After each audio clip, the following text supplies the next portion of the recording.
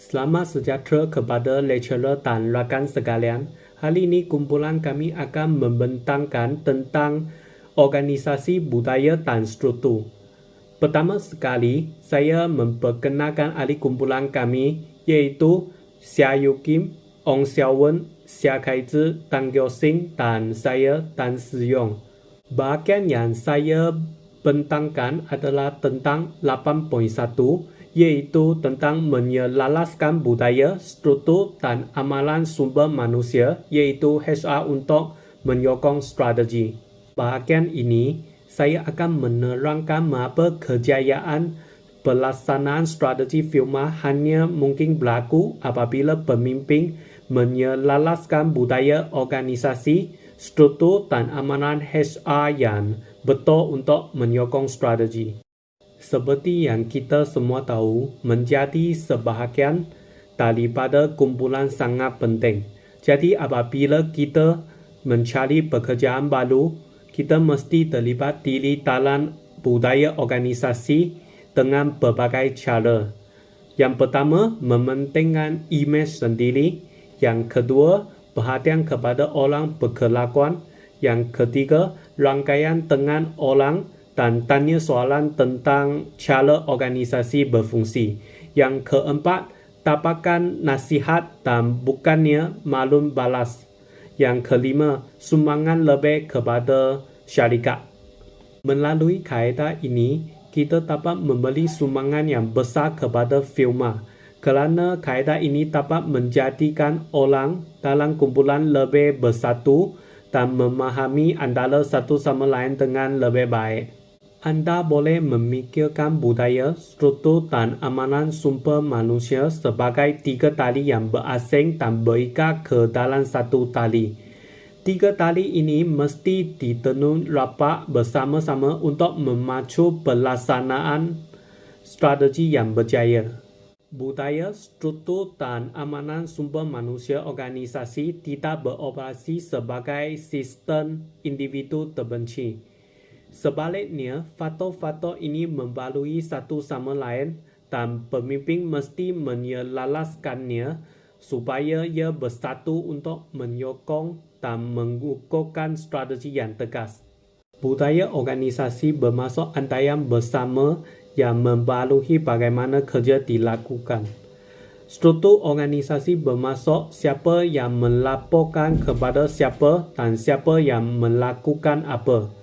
Amalan HR bermaksud bagaimana organisasi menguluskan bagannya.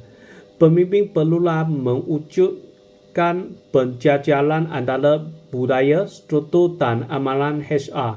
Kita boleh faham bagaimana ia berfungsi berdasarkan cara yang ditunjukkan atas PowerPoint. Apabila budaya organisasi, struktur dan amalan HR konsisten, ini bermakna pasukan yang dibentuk oleh syarikat dapat menangani sesuatu perkara bersama dengan harmoni dan berdisiplin. Kesannya akan menjadikan syarikat mendapat prestasi yang baik. Pembentangan seterusnya akan disambungkan oleh rakan saya. Okey, di sini kita akan membincangkan apakah budaya yang diamalkan dan beroperasi daripada sesebuah organisasi. Okey, di sini kita akan membincangkan 3 tahap dalam organisasi budaya kita. Yang pertama, level 1 iaitu observable artifact. Observable artifact iaitu artifact yang kita boleh diperhatikan secara permukaan. Kita boleh memulakan perbincangan melalui melihat puncak gunung ais. Budaya organisasi dapat dinyatakan dalam artifak yang dapat diperhatikan seperti cara berpakaian ataupun anugerah ataupun cerita tentang syarikat tersebut ataupun tingkah laku yang boleh didapati melalui pekerja kita ataupun pengurus kita. Seterusnya, tahap kedua. Tahap kedua iaitu nilai yang terpelihara, iaitu expo values. Di sini kita boleh mendapati nilai-nilai yang dianuti oleh sesebuah organisasi. Kan setiap organisasi mereka punya nilai yang dianuti adalah tidak sama. So kita boleh nilai yang dianuti dapat dinyatakan secara norma yang diutamakan oleh organisasi tersebut. seperti yang mungkin dikemukakan oleh pengurus ataupun pengasas firma tersebut. Anda boleh mencarikan maklumat-maklumat yang lebih jelas ataupun lebih mendalami melalui meneroka kita punya internet. Kita dapat mendapatkan lebih banyak maklumat syarikat tersebut. Yang last itu tahap ketiga. Tahap ketiga itu basic assumption.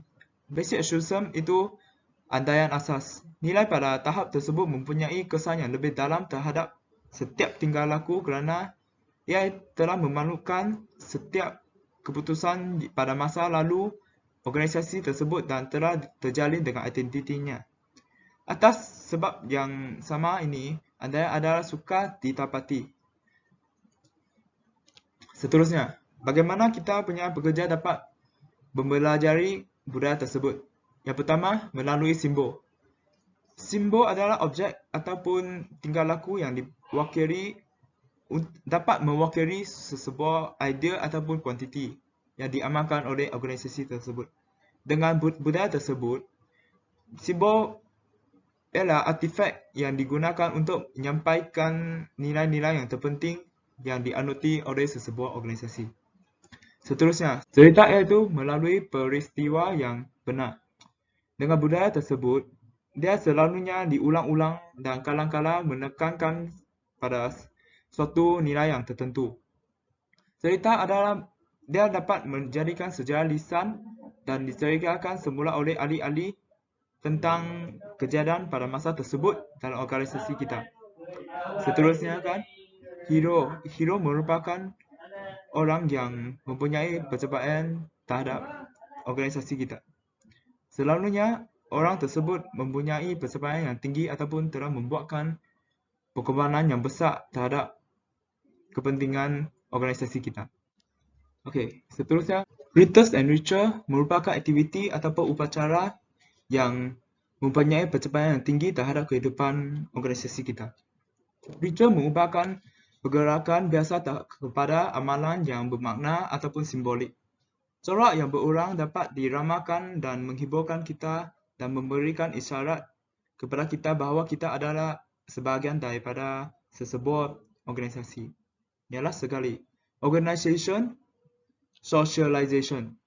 Iaitu dia diiktirafkan sebagai satu proses yang dimanakan orang mempelajari nilai tersebut, tingkah laku yang perlukan membenarkan mereka mengambil bahagian dalam sesebuah organisasi.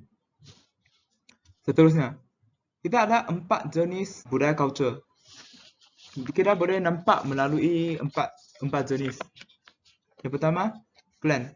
Dia mempunyai fokus yang mendalami dan menghargai flexibility berbanding dengan kestabilan ataupun kawalan. Syarikat yang mempunyai budaya puak yang berkemungkinan akan melaburkan sumber yang besar untuk melatihkan dan membangunkan produk mereka. Seterusnya, acrocracy.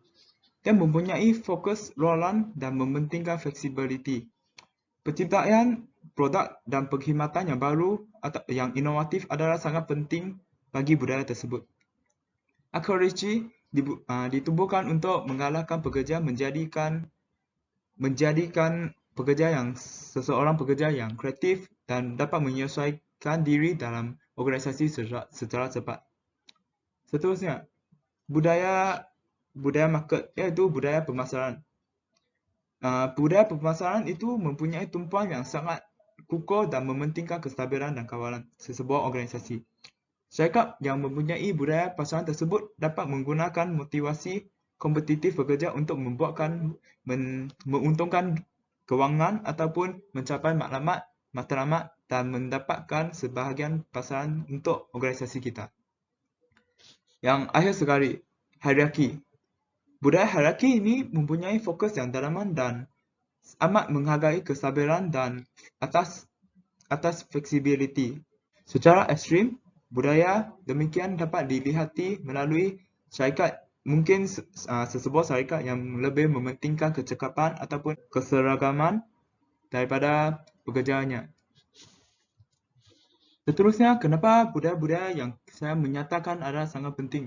Hal ini kerana budaya tersebut adalah berkaitan dengan hasil bekerja. Mempunyai budaya yang baik dapat menjadikan hasil bekerja yang sangat baik dalam sesebuah organisasi. Seterusnya, jika mempunyai budaya yang baik, dia dapat meningkatkan prestasi setiap pekerja dan mendapatkan pencapaian yang lebih tinggi dalam sesebuah organisasi. Seterusnya, preparing to assess the PO fit before a job interview. Di sini kita ada tiga langkah untuk menyediakan PO fit tersebut. Okey, sebelum kita interview, kita boleh membuatkan satu senarai yang tentang kekuatan kita ataupun kelemahan kita. Hal ini untuk memudahkan syarikat tersebut dapat menjelaskan kita dengan secara terang, dan hal ini adalah dia dapat menjadikan cara yang terbaik untuk mengukurkan kesesuaian yang dengan tepat. Seterusnya, meluangkan sikit masa untuk mempelajari tentang organisasi tersebut yang anda merancang untuk memasuki, untuk temu dekat dengan cakap dengan lebih senang dengan bekerja semasa dan menyelidikkan syarikat tersebut dalam talian, iaitu melayari internet atau sebagainya. Selepas itu, kita boleh buat sikit penyelidikan tentang kekuatan dan kelemahan organisasi tersebut. Yang akhir sekali, bandingkan senarai yang disediakan dan yang kamu sudah menyelidikkan kekuatan ataupun kelemahan. Lepas tu, menggunakan maklumat ini untuk menyediakan soalan terhadap penemu duga tentang sejauh manakah ada yang dapat sesuai dalam apa-apa jawatan. Seterusnya, saya akan meneruskan pembentangan subtopik 8.3, The Process of Culture Change. The process of culture change bermaksud mengubah budaya organisasi. Pada asasnya ialah proses pengajaran, iaitu proses di mana ahli saling mengarahkan tentang nilai, kepercayaan, jangkaan dan tingkah laku pilihan organisasi. Terdapat 12 proses of culture change, iaitu pertama sekali formal statement.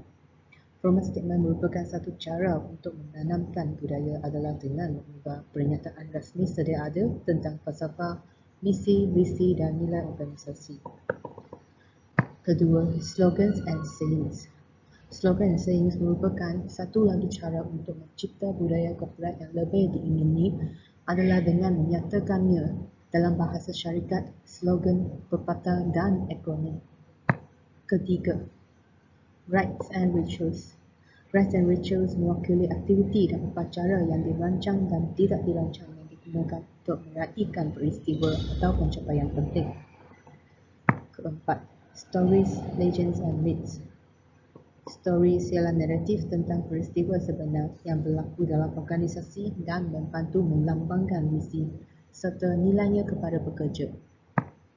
Kelima, leader reaction to crisis.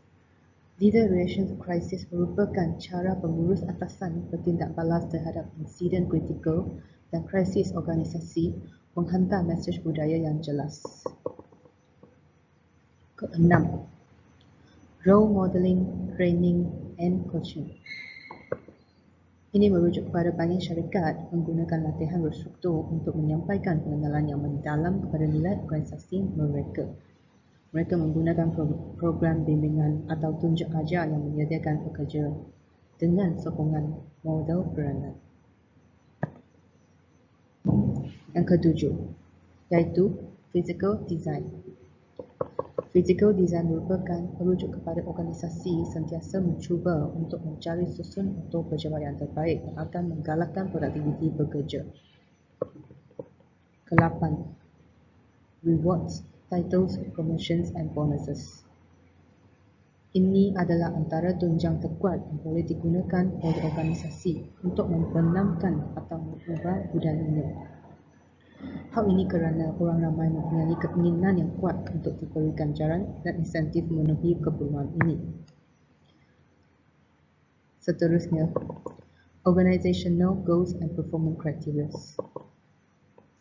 Banyak syarikat menetapkan maklumat dan kriteria organisasi untuk merekrut, memilih, membangun, mempromosi dan yang semuanya bertindak untuk menyampaikan budaya organisasi yang diingini. Di samping itu, measurable dan controllable activities merujuk kepada pemimpin organisasi boleh memberi perhatian kepada mengawal beberapa aktiviti, proses atau hasil yang boleh memupuk budaya tertentu. Seterusnya, organizational structures. Ini juga dikenali sebagai budaya korporat.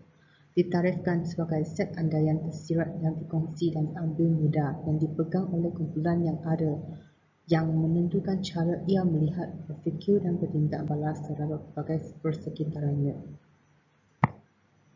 Akhir sekali, iaitu organizational system and procedures. Ini merujuk pada sistem dan prosedur organisasi adalah tahap untuk menanamkan dan mengubah budaya. Seterusnya, don't forget about person-organization fits. Okay. Person organizational iaitu PO mencerminkan sejauh manakah kepribadian dan nilai anda sepadan dengan iklim dan budaya dalam organisasi. Kesesuaian PO adalah penting kerana ia boleh menjejaskan sikap dan prestasi kerja anda. Walaupun ada kemungkinan untuk mengubah sesuatu budaya organisasi dan dengan itu mewujudkan kesesuaian yang lebih baik, ramai pekerja yang mengalami kesesuaian PO yang lemah akhirnya mencari pekerjaan baharu. Seterusnya, saya akan membentangkan subtopik 8.4 yang berkaitan dengan the major features of an organization. Organisasi dilihat sebagai satu aktiviti atau kuasa yang diselaraskan secara sedar oleh dua orang individu atau lebih individu. Terdapat 7 features of organization yang dibagi kepada dua kategori. Kategori yang pertama ialah 4 common features proposed by Edgar Sien yang merangkumi common purpose, coordinated effort, division of labor dan hierarchy of authority. Yang pertama, maksud common purpose adalah tujuan bersama untuk menyatukan pekerja dalam sesebuah organisasi. Jika sesebuah organisasi tidak mempunyai tujuan penubuhan yang jelas, maka organisasi tersebut akan menjadi tidak teratur. Setiap organisasi juga mempunyai tujuan penubuhan yang berlainan.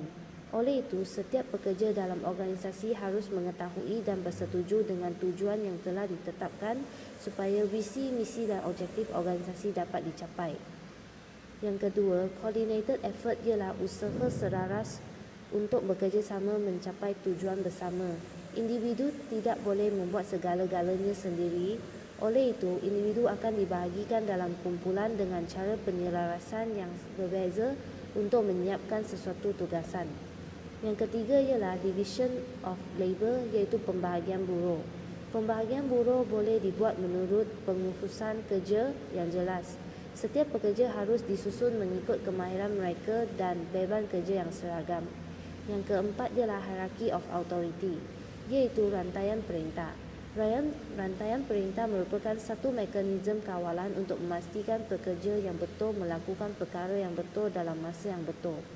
Kategori yang kedua ialah 3 more common features yang merangkumi span of control, authority, accountability, responsibility and delegation, centralization versus decentralization of authority.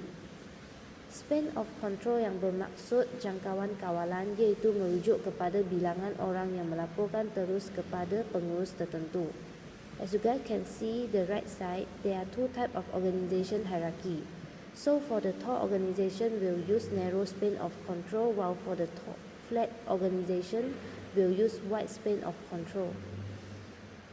Yang terakhir ialah centralization versus decentralization yang berkaitan dengan centralized authority dan decentralized authority. Maksud centralized authority ialah keputusan yang penting akan dibuat oleh pengurusan atasan seperti pengurus besar atau ketua eksekutif. Kebaikan centralized authority adalah dapat meningkatkan kecekapan organisasi dan mengurangkan kepertindihan kerja. Manakala decentralized authority ialah keputusan yang penting akan dibuat oleh peringkat pengurusan pertengahan dan pengurusan bawahan.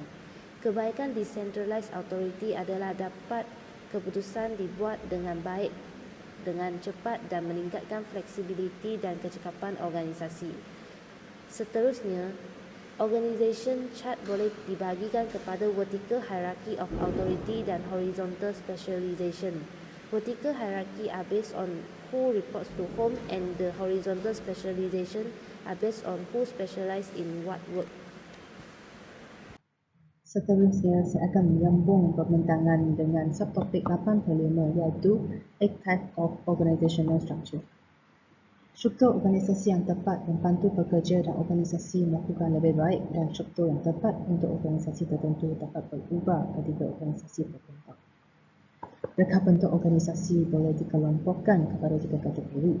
Pertama sekali, iaitu reka bentuk tradisional. Terdapat simple, functional, divisional dan matrix structures. Kedua, iaitu reka bentuk mentata. Terdapat horizontal structure. Ketiga, iaitu reka bentuk yang membuka sempadan antara organisasi, iaitu hollow, modular dan virtual structure. Marilah kita tengok, terdapat 8 reka bentuk organisasi. Pertama sekali, iaitu simple structures. Simple structures terdapat hanya satu tahap penulisan hierarki di bawah pemilik. Simple structure merupakan organisasi dengan struktur yang mudah dan mempunyai kuasa yang berpusat dalam satu orang, hierarki rata, beberapa peraturan dan urusan kerja yang rendah. Kedua, functional structure. Functional structure merupakan orang yang mempunyai kepakaran pekerjaan yang sama akan disatukan dalam kumpulan formal. Functional structure juga dilihat dalam semua jenis organisasi. Ketiga, divisional structures. Divisional structures iaitu orang yang mempunyai kepakaran pekerjaan yang berbagai disusun dalam kumpulan formal oleh produk atau perkhidmatan yang sama, pelanggan atau kawasan geografi. Keempat, iaitu matrix structure. Matrix structure iaitu organisasi yang menggabungkan rantaian fungsional dan bahagian perintah dalam grid supaya terdapat 2 struktur arahan, iaitu menegak dan mentata. Kelima, horizontal design. Horizontal design juga dikenali sebagai reka bentuk pasukan atau kumpulan kerja berasaskan pasukan, sama ada sementara atau kekal, digunakan untuk meningkatkan kerjasama dan mengusahakan tugas bersama dengan mengejarkan sempadan dalaman. Keenam, iaitu hollow structures. Hollow structures selalunya dipanggil struktur rangkaian. Organisasi mempunyai teras utama, fungsi utama dan sumber fungsi lain kepada vendor yang boleh melakukannya lebih murah atau lebih cepat. Dan ia berfungsi dengan beroperasi dengan fungsi utama dan penimbalan luar pusat ke vendor luar. Seterusnya, modular structure. Modular structure iaitu firma memasang keturunan produk atau modul yang disediakan oleh kontraktor luar. Seterusnya, virtual structures. Virtual structure merupakan sebuah organisasi yang ahlinya berbeza dari segi geografi, biasanya bekerja dengan email dan bentuk teknologi maklumat lain. Namun pada umumnya, kelihatan kepada pelanggan sebagai satu organisasi bersatu dengan lokasi fizikal yang sebenar. Virtual structure juga merupakan rakan kongsi bersambung internet untuk projek sementara.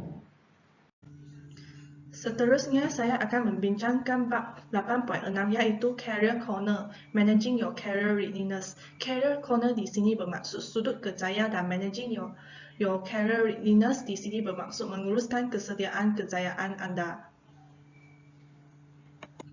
Antara ciri menguruskan kesediaan kejayaan anda dibezakan kepada teras, pengetahuan, sikap, kemahiran, insaniat dan ciri-ciri yang lain. Dalam teras menguruskan kesediaan kejayaan anda mempunyai beberapa ciri seperti pemikiran kritikal, penyelesaian masalah lisan, komunikasi bertulis, kerja berpasukan, aplikasi teknologi maklumat, profesionalisme, kepimpinan atau etika kerja dan kecekapan silang budaya. Dalam teras pemikiran kritikal dan penyelesaian masalah ini ialah model yang paling penting dan berjalan seiring dengan ciri model yang lain. Melalui pemikiran kritikal, anda boleh mencari cara yang kukuh untuk menganalisis situasi untuk membuat keputusan dan menyelesaikan masalah. Ia juga boleh membantu kemahiran dalam mendapat, mentafsir dan menganalisis kedua-dua maklumat kuantitatif dan juga kualitatif sambil menyelesaikan masalah dengan kreatif. Selain itu, ciri menguruskan kesediaan kejayaan Anda ialah pengetahuan. Ciri model yang ada pada pengetahuan ialah dibezakan dengan tugas, fungsi atau pemikiran komputasi, literasi media baharu dan juga memahami perniagaan. Sebagai seorang pengurus atau pekerja, kami perlu mempunyai ciri model ini terutamanya memahami perniagaan kerana seseorang yang tidak memahami perniagaan, macam mana dia boleh menguruskan perniagaannya atau berkhidmat untuk sebuah syarikat. Seterusnya, ciri menguruskan kesediaan kejayaan Anda ialah ciri kemahiran insania. Dalam kemahiran insania, ada beberapa model kesediaan kejayaan seperti membuat keputusan, kecerdasan dalam sosial, kecerdasan dalam emosi, dan rangkaian. Model yang paling penting di sini ialah membuat keputusan. Satu keputusan yang dibuat mendatangkan impak yang besar kepada kami dan kami perlu bijak untuk membuat keputusan. Apabila kami membuat keputusan, kami perlu menanya sendiri soalan dengan fikir 3 situasi, yaitu di mana Anda menghadapi masalah, sama ada di tempat kerja atau kehidupan harian dan Anda berjaya selesai atau tidak. Satu situasi ialah Anda tidak berjaya menyelesaikan masalah dan akhirnya ialah situasi yang Anda mempunyai seorang kawan yang pandai menyelesaikan masalah dan cara dia menyelesaikan masalah tersebut. Cara ini boleh memberi kami untuk menanya soalan dengan lebih lanjut dan dapat mencari jawapan yang kami mahu dengan lebih cepat. Di samping itu, sikap juga merupakan satu ciri menguruskan kesediaan kejayaan Anda. Model kesediaan kejayaan dalam sikap ialah pemilik menerima tanggungjawab atau motivasi diri, orientasi perbelanjaan proaktif, menunjukkan komitmen,